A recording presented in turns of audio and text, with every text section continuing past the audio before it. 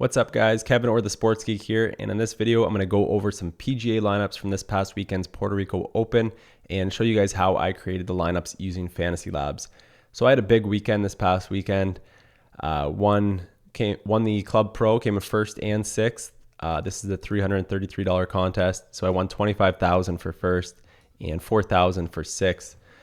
So that was awesome. And then I also had this lineup that won it. I also had that in the dogleg contest, which is the $33, and came in third with that one for $10,000.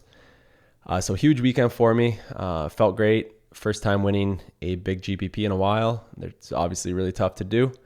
So it was really nice. And let me just show you guys how I created this lineup in Fantasy Lab. So really quickly, just go over the lineup. DeChambeau, Hearn, Andrew Johnston, John Peterson, JT Poston, and Peter Uihlein. And remember those names because I think a lot of them come up pretty high in my model. So we'll go over to Fantasy Labs here, and we've got the Sports Geek Pro model pulled up. And when I created the video for the Sports Geek Pro model, I said that the odd time I might change the Pro model a little bit depending on the course. I rank driving distance really high on the Sports Geek Pro model, but I don't do any driving accuracy.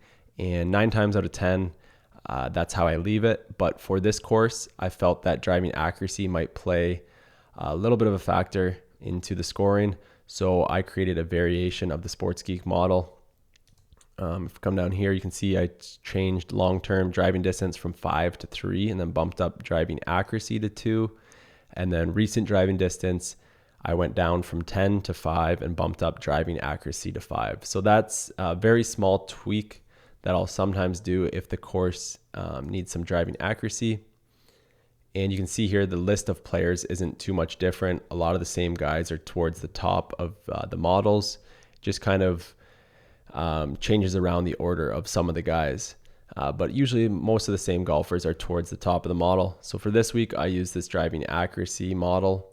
And if you look at the golfers I had near the top, you can see most of the ones that ranked at the top of the model I had as like in the like column.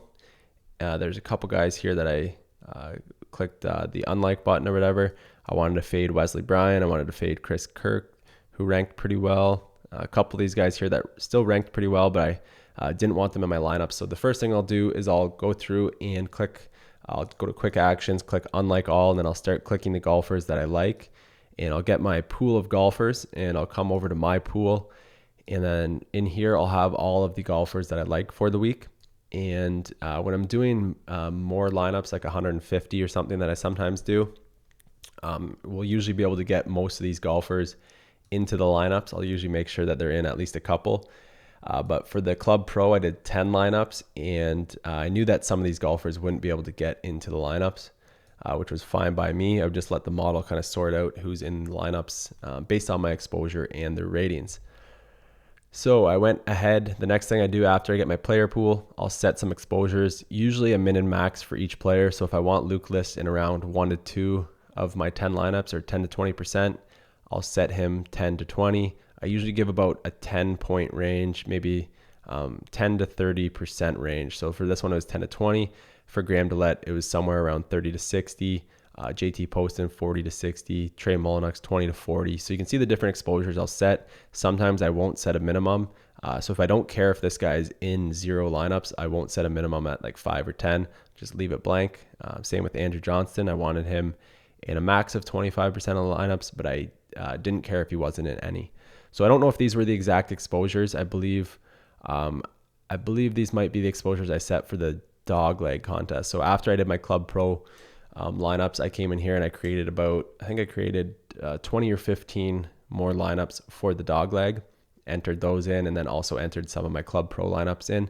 So these weren't the exact exposures, but it gives you an idea of how I do it with all my players.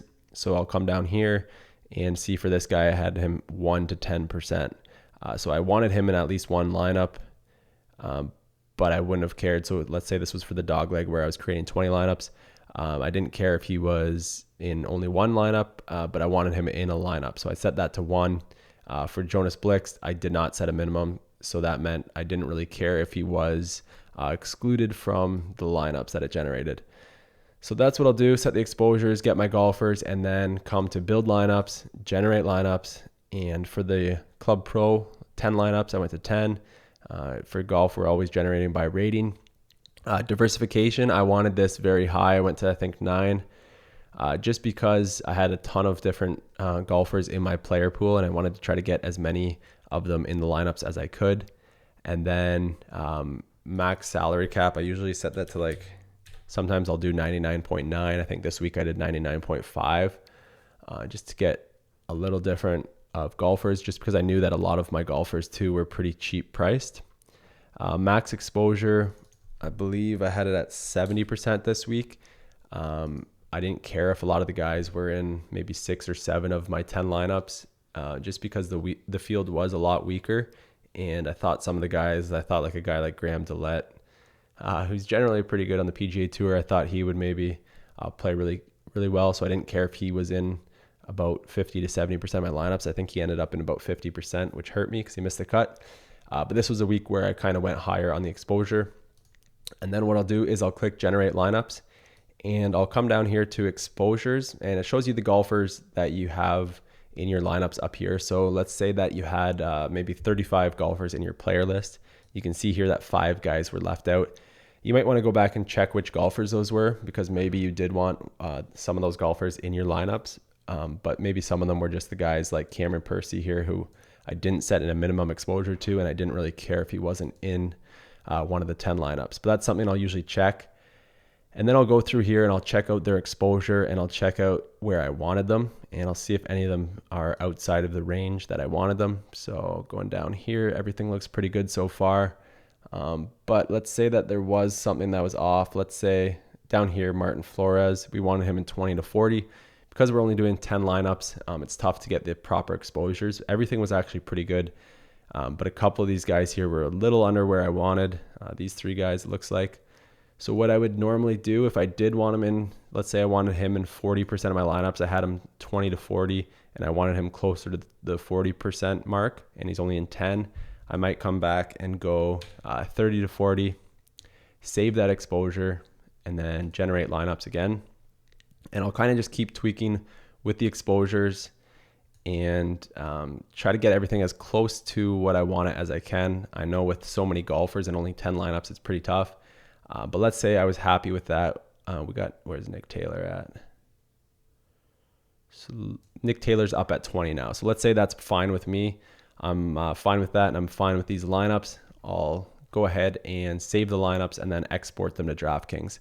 So that's basically it. I'll just mess around with the exposures maybe a little bit, but I try to do the math, like some rough math in my head, I guess, while I'm creating the exposures in the player model. So if I'm over here and I know I have 50 golfers in my list, let's say, I know that I won't be able to do I won't be able to do a lot of guys, let's say like 70 to 90% in my lineups. But if I only have 15 golfers in my player pool, I might do some higher exposures like 50 to 70%, 40 to 60, that kind of stuff. So I kind of do that roughly in my head, just kind of figure out what exposures I can kind of set to try to get all these guys in my lineups. And then that allows me to tweak a little less when I'm actually building my lineups here. But then sometimes if you're not happy with someone's exposure, but you can't really set it because you have too many golfers, or you can't really get the proper exposure, you can always go in after and just kind of swap out a player for that golfer to get him to the exposure that you want. So that's basically how I do it, guys. That's how I did it for the Club Pro Champion, or for the Club Pro contest, and that's how I won this contest using the Fantasy Labs Pro model, the Sports Geek Pro model, with a little tweak to it. But this week I'll be back to doing just the normal model.